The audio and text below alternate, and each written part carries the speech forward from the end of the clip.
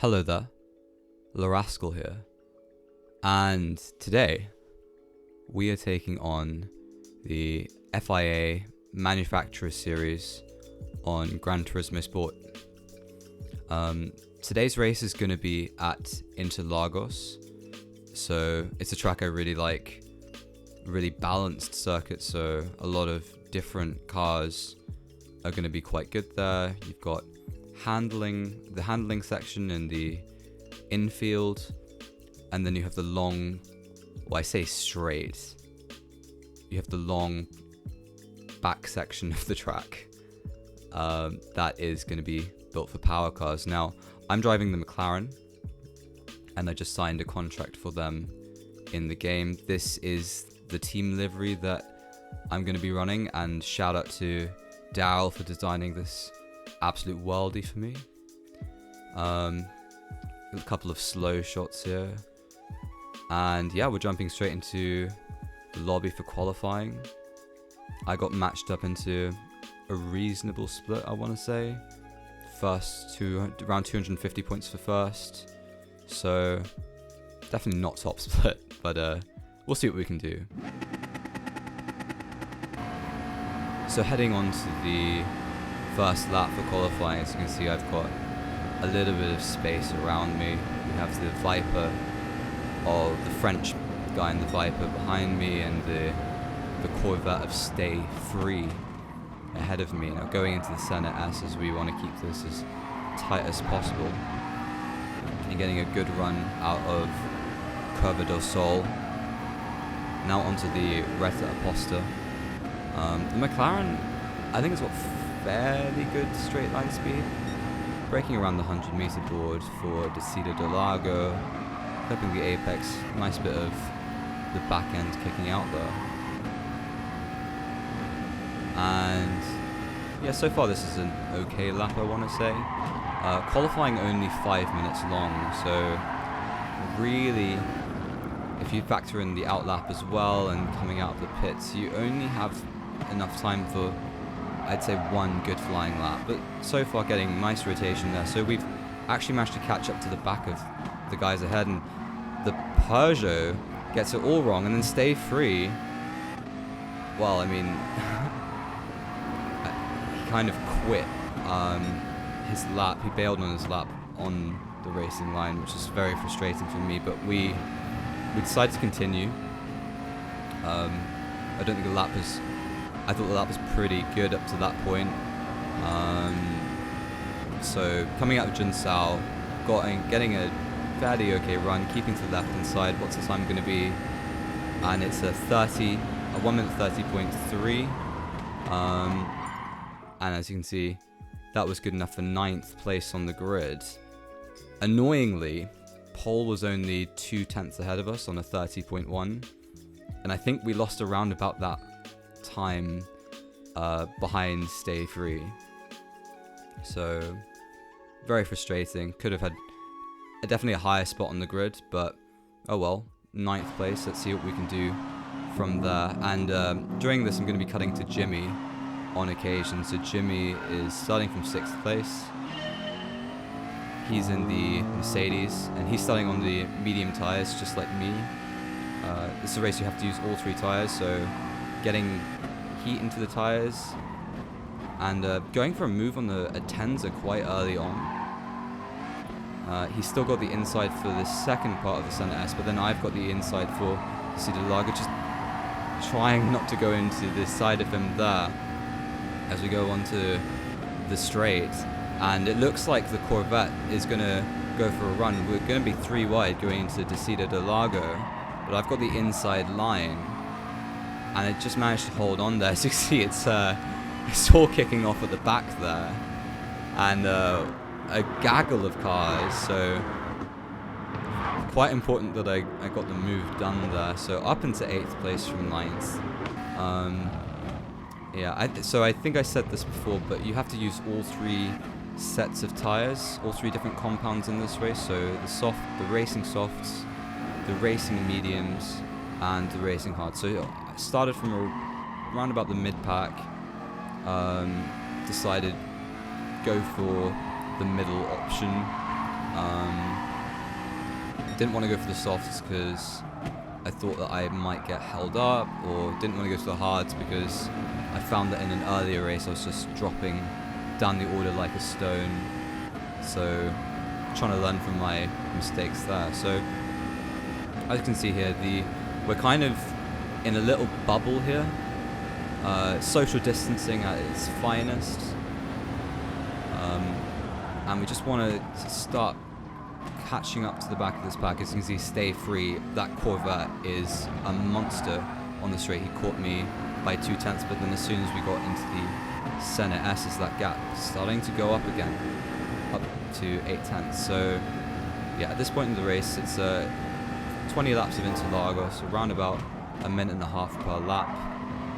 Just want to keep it, just want to settle into the race and not make any silly errors early on.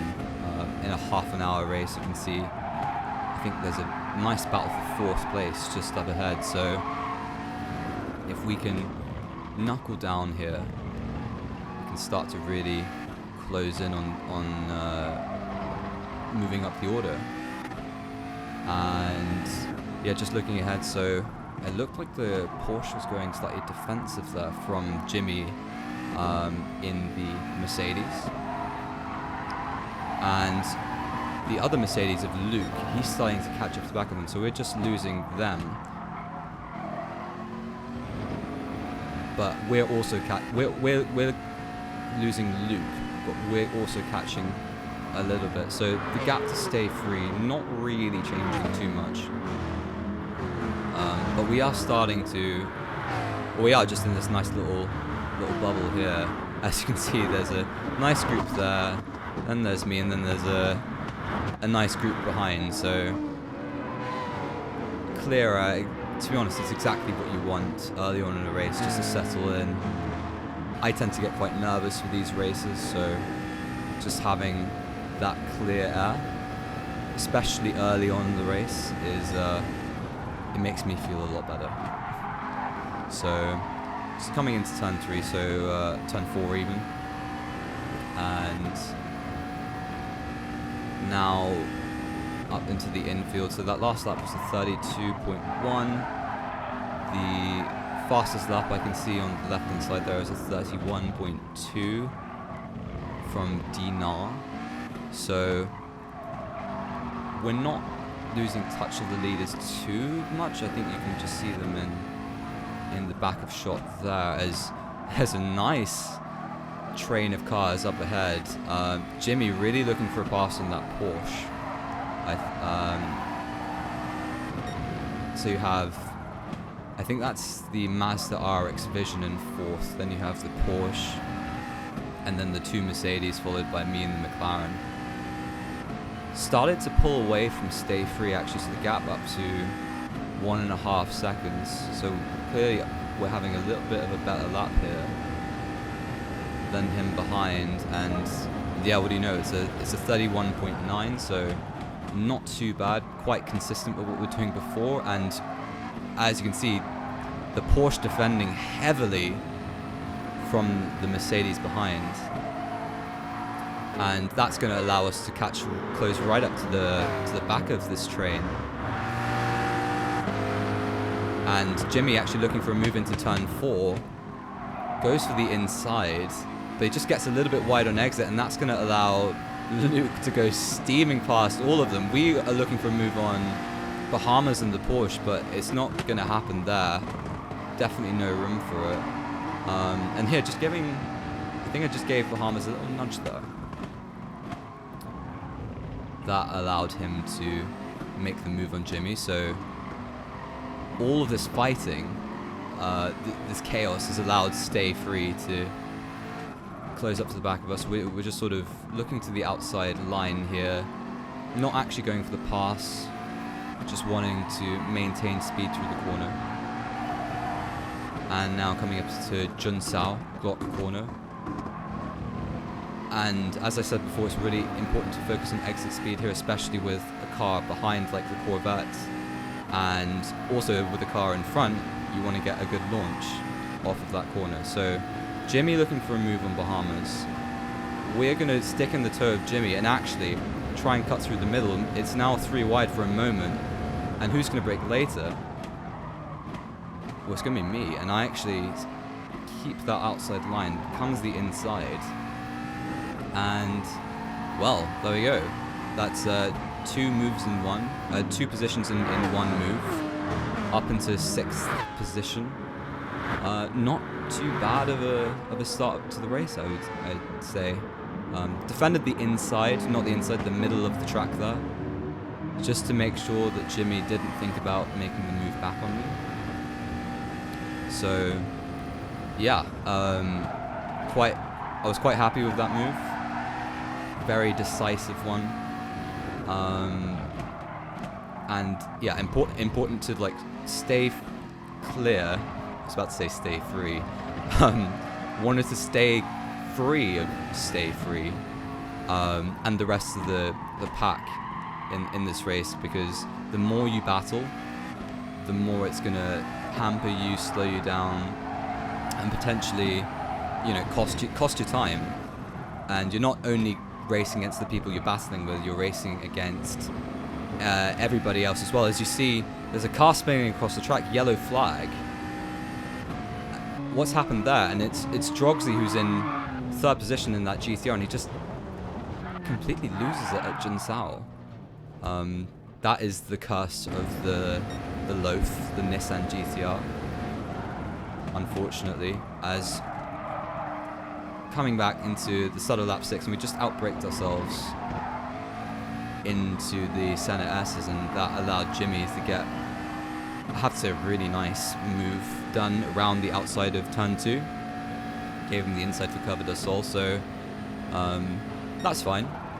So 20-lap race, you have to use all 3 sets of tyres in this one, and I did a bit of practice and discovered that because the tyre wear is so high, so I think it's 10 times in this race,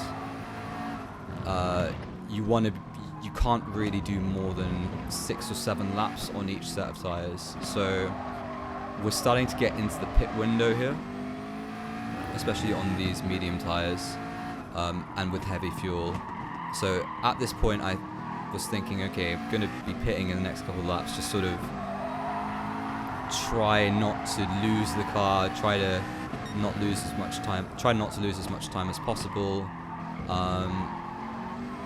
Getting a nice run out of Jinsao there, actually, so that's probably one of the corners I tended to get right on this one. And I decided to actually go for an undercut here, so peeling off into the pits and putting on the soft tyres, Jimmy staying out. So so you can see that he actually had a bit more fuel than me. Roughly the same tyres, I would say, although my rears are not looking too good from that first stint. The McLaren is a little bit of a tyre eater.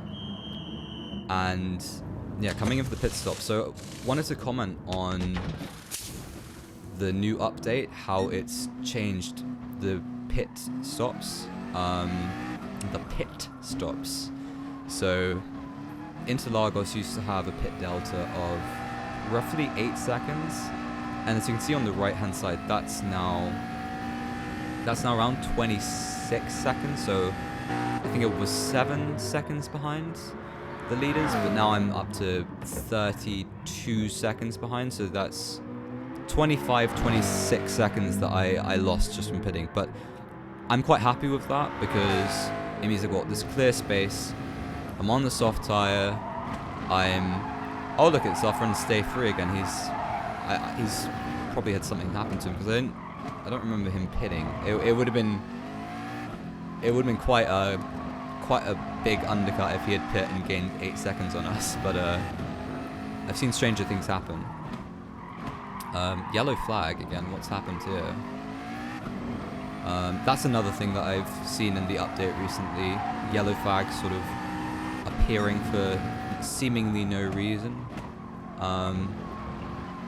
But yeah, I mean, Polyphony, if you're watching this video, I'm not sure you will be, but sort out the the things from the update. I'm just seeing yellow flags in random places. So yeah, coming on to the end of lap 7, beginning of lap 8, and you can see a lot of cars coming into the pits. So people getting from the medium tires and actually coming out onto, I haven't seen anyone come out onto the soft tires like me. So oh, and we're just coming out here, so battling with the Supra, that's Jack, who was actually the pole sitter. So we've managed to, with that pit stop, we've actually managed to do a massive undercut. And effectively, this is the lead of the race for people, for the drivers who have pitted. This is the race lead. So, so we can see that Jimmy's in the lead of the race.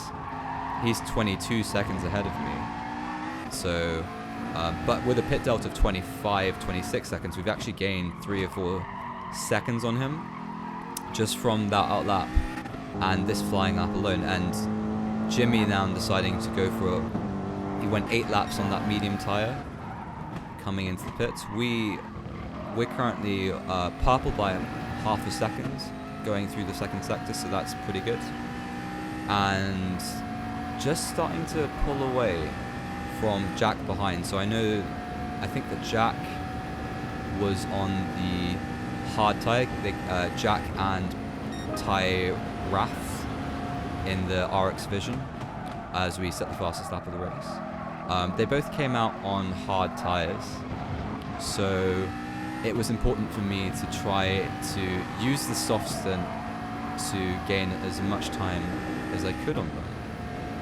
And I think I gained around about a second since they came out of the pits on the guys behind. So coming into Descida del Lago and just getting a little bit wide, and that was a small mistake, but that's not the kind of thing that you can really afford to do when you're in these kinds of high split races.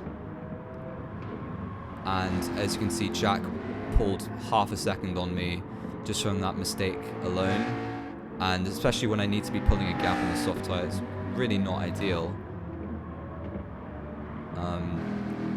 You can see that this is a beautiful shot. Actually, there are so many cars not too far behind, but coming into Junsao. And despite the mistake, we've actually still managed to pull a few tenths on Jack through that middle sector. So the soft tyre clearly had a bit of an advantage on the hard tyres. Softer tyre, more grip, more wear. It's kind of the general rule when it comes to racing tyre compounds. But yeah, the gap going up to 2.5 seconds as we're going on to lap 10. So this is going to be, after this lap, we're going to have 50% done of the race. So yeah, I really enjoy FIA races. They're much longer than daily races, so there's much more opportunity to diverge on strategy in the way that I'm trying to do here. Do something different, see if it pays off, see if I can make positions that way. It's not all about just having the fastest car going flat out sometimes. You want to be a little bit more savvy, a little bit more cunning, and try to find a different kind of advantage. Gap going up to over 3 seconds on Jack now. So again, even though the soft tyre is starting to look a little bit more red, they're still providing me with ample amounts of grip. And skipping ahead to lap 13, as you can see, the gap going up even further to 4.5 seconds. So the tyres looking very, very worn at this point, low on fuel. So this is me. This is my cue to come into the pits from the race lead and move on to the hard tyre for the final 7 laps of the race. And yeah, this is just showing you the full pit sequence. It's now really funny to see the pit crew just standing there waiting for the car to arrive in the pit box, as I do now. So there we go, soft tyres off, hard tyres going on, fuel going into the McLaren, and just putting in 7 laps. There we go, 55%. And where are we going to come out of the pits? Oh, that's a car behind. Who could that possibly be? So we had 4.5 seconds advantage before we came in over Jack, but that's not the Supra. That is, I believe that's Ty Rath in the RX Vision. It's just as the Porsche comes across. Don't know what he was doing there, but that's not really good news for us at all. So I know that Ty Rath, he was on the soft tyre. I think I saw as he came out of the pits there, and he had done some quite magnificent fuel saving during the opening 2 stints. So at this point, I knew that with 7 laps to go, with Ty Rath on the soft tyre, me on the hards, I knew that it wasn't going to be easy to defend this one, and I probably wasn't going to be able to, as he already getting alongside me in the infield, and coming up to the I say this is the final corner, but it's not actually, but it basically is. So Ty Rath getting a move done at Junsao, and you can hear that RX Vision. It's a bit of a shouty car, that. So we actually wanted to work with him. I know that at this point I thought my race was not with Ty Rath, because he was just going to clear off as soon as we hit any corners. So with roundabout with 6 laps to go, that's a lot of the race still to go. So I didn't want to lose any time unnecessarily. I think that a lot of the time you can battle someone and it just costs you both time, and eventually other drivers are going to join the battle, and sometimes it's just best advised to settle in behind, and especially with these longer races, you don't want to throw it away chasing something that's never going to happen. So yeah, I said, good luck, see you later, have a good rest of the race in some ways. Jack in the Supra, he came out of the pits on this lap, and as you can see, he already gained over a second as we cut to Jimmy. So Jimmy doing a long stint on his hard tyres, so he's only going to be doing 5 laps on that soft tyre at the end. Bear in mind that Jimmy and I were very close together early on in the race, so let's see where he comes out of his final pit stop. He was actually ahead of me before I made that undercut, and yeah, so this is now, we've done 15 laps of the race, and as you can see, I'm in 3rd position. I think it's net 2nd because the guy in the lead, the driver in the lead, hadn't pitted yet. So net 2nd, but as you can see, that Supra is close by. Jack gained 2 seconds on me coming out of the pits on lap 15. So again, it was a similar situation with Ty Rath. As you can see, I was checking my mirrors a lot, shall we say. As we run into turn 6 here, Ferradura, and Jack actually got his nose alongside. Didn't really expect him to make the move there, but he did. Had to give him room, and there we go. Again, see you later as we run a little bit wide out of Pinarino. I apologize to anybody for my poor pronunciation there, but managing to hold on to the car, and at this point it's a question of maintaining that gap to the fifth place driver of Baku, And so Jimmy emerging from his final pit stop in 9th position. So as Edo B123, the Norwegian driver, comes in to make his final pit stop, so that is going to allow us to go into 3rd position. And P3, if I could maintain P3, having started in 9th, I would take that for sure. So with 4 laps to go, this is sort of, and we have a 3-second gap to Baku. I think P3 is definitely on the cards at this point.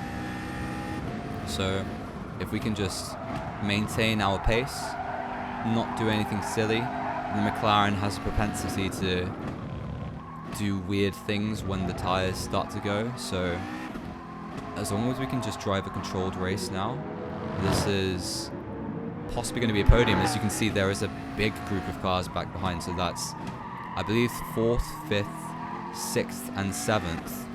It's a 4-car scrap for 4th position. So coming onto Junsao, it's the only corner name that I know at the moment. We're maintaining a nice gap over Baku in the Corvette, I believe.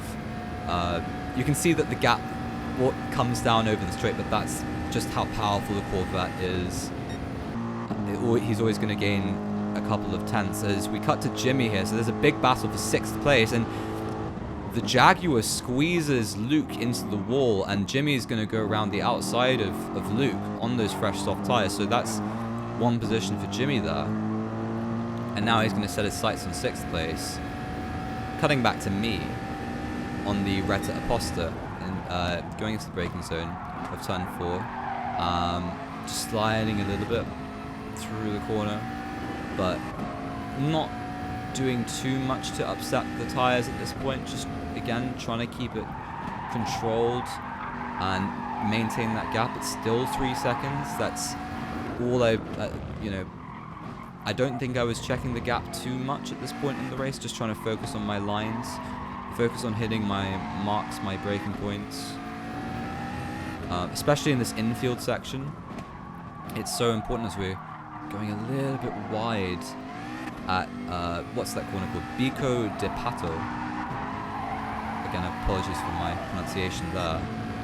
But the gap going up slightly, just, is that 3.2 seconds? I believe it is. So I thought Baku would be making more inroads with me, given I thought he might be on the soft or medium tyres compared to my hards, but it seems that we're in a pretty decent position here with, and now we're about to go onto that penultimate lap.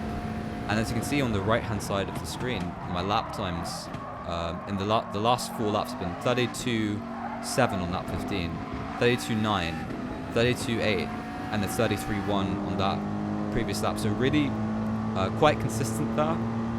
All the laps within 4 tenths, and we're cutting to Jimmy here, and Jimmy's now got the inside going into the Senna S's on the Jaguar, and it looks like he's going to be able to make that position work. So that's him up into 6th place, and with 2 laps to go, can Jimmy get that 4th place? It looks like Baku and Xara in 5th are battling quite hard.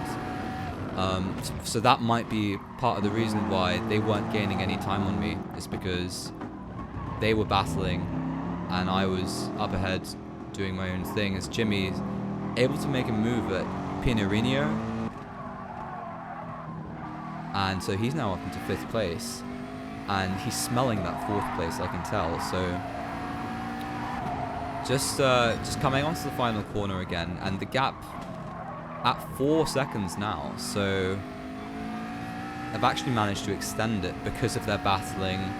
I don't think the tyres were dropping off too much, especially the hard tyres. They felt pretty good at this stage of the stint. We can see that the top 2 have completely cleared off. So in fact, Jack is I think he's within a second of Tyrath for the lead. As Baku's going to go very defensive, and Jimmy's going to try with the outside. No, he's going to go for the Daniel Ricciardo back to the inside, hold on to the apex.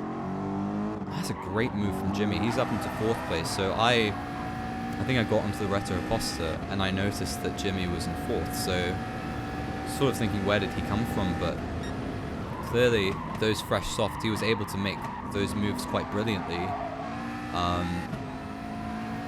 But he's got 4 seconds to catch, so don't know if that's going to be enough, considering that we're on the final lap of the race. So going into turn 6, turn 7, and the car really, yeah, it didn't feel too bad, but I was not driving. Always we're getting a bit squirrely. I was driving. I didn't do a Daniel apt, but the car started to feel a little bit more. It wasn't turning as much. I had to be a bit more careful on the throttle. But as we're going into Mergulho and now into Jun South, the final time, we've got that 3-second gap over Jimmy, 2.9. Oh, it's back up to 3 seconds, but it looks like we're going to be able to take 3rd place in the first round of the Manufacturers Series Exhibition Series. It's 3rd place nonetheless, and very happy with that result. So as you can see, P3, Jimmy coming across the line, 3.1. No, that looks like that looks like 3.1 seconds behind me, in 4th position in that AMG. So just to show you how strategy can play a big role in these races. So I don't think I would have been able to get that result from 9th on the grid without the undercut there. I hope you've enjoyed this video. Thank you very much for watching, and if you enjoy my content, please subscribe.